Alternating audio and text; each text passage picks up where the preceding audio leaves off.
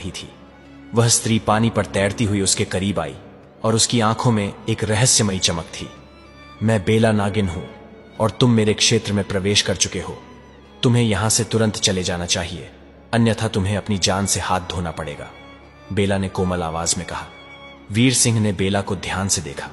वह उसकी सुंदरता से प्रभावित हुआ, लेकिन साथ ही उसे एक अजीब सा भय भी महसूस हुआ। उसने कहा, मैं तुमसे नहीं डरता। मैं एक बहादुर राजा हूं और मैंने कभी किसी से भय नहीं खाया। बेला मुस्कुराकर बोली, तुम बहादुर हो, लेकिन तुम्हें नहीं पता कि तुम किसके सामने खड़े हो। मैं तुम्हें एक अवसर देती हूं। यदि तुम मेरे 3 परीक्षणों में सफल हो जाते हो तो मैं तुम्हें अपना रहस्य बता दूंगी, लेकिन यदि तुम असफल हो गए तो तुम्हें सदा के लिए इस झील में रहना पड़ेगा। वीर सिंह ने सोचा कि यह एक चुनौती है और वह किसी भी चुनौती को स्वीकार करने के लिए तैयार था। उसने कहा, मैं तैयार हूं, मुझे बताओ कि मेरे परीक्षण क्या होंगे। बेला ने अपना हाथ बढ़ाया और उसकी हथेली में एक चमकदार पत्थर प्रकट हुआ। उसने कहा, पहला परीक्षण यह है कि तुम इस पत्थर को लेकर जंगल के अंदर जाओ और एक विशेष वृक्ष खोजो। यह वृक्ष सोने के पत्तों वाला है और इसकी जड़ों में एक खजाना छुपा हुआ है। तुम्हें वह खजाना लेकर वापस आना होगा, लेकिन याद रखो, जंगल में अनेक खतरे हैं और यदि तुम रास्ता भटक गए तो फिर कभी वापस नहीं आ सकोगे। वीर सिंह ने पत्थर लिया और जंगल में प्रवेश कर गया। जंगल घना और अंधकारमय था और हर तरफ रहस्यमयी आवाजें गूंज रही थीं।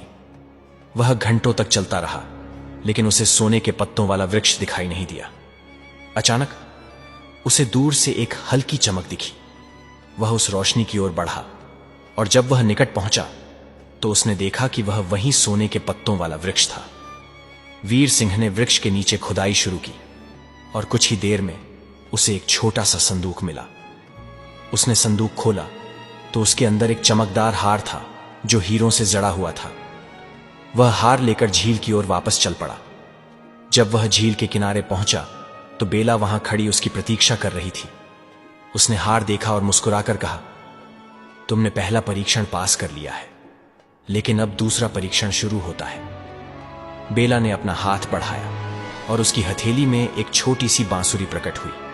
उसने कहा, दूसरा परीक्षण यह है कि तुम इस बांसुरी को लेकर पर्वत की चोटी पर जाओ और एक रहस्यमयी गुफा खोजो।